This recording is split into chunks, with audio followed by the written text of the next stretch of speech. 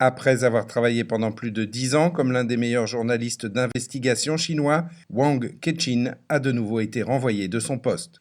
L'homme a subi des pressions de la part de la direction du journal Economic Observer pour lequel il travaillait, l'obligeant à démissionner. Au cours des 10 années de sa carrière, le journaliste avait abordé des sujets sensibles comme la corruption ou l'implication des autorités chinoises dans l'expansion de l'épidémie du sida. Il est probable que les récents articles de Wang Kechin au sujet des inondations gigantesques qui ont touché Pékin en juillet dernier ont été la cause de son renvoi.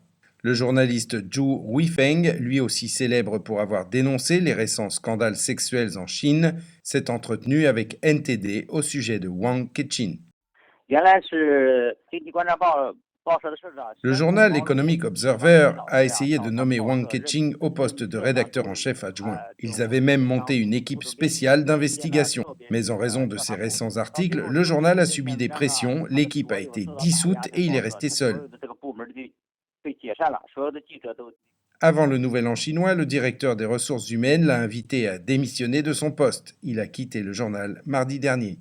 Sur son compte Weibo, Wang Kechin a posté des images du nombre impressionnant de pétitions qu'il a reçues des citoyens chinois. Selon lui, ces papiers sont remplis de la misère, du sang et des larmes de tous les habitants de Chine qui avaient foi en lui. Il a écrit, je cite, « Je peux me débarrasser des meubles, mais cela, je ne peux pas m'en séparer. » C'est un coup dur, surtout pour un journaliste d'investigation chinois. Plus ils sont capables et volontaires pour dire la vérité, plus ils subissent de pression de l'intérieur des organisations médiatiques.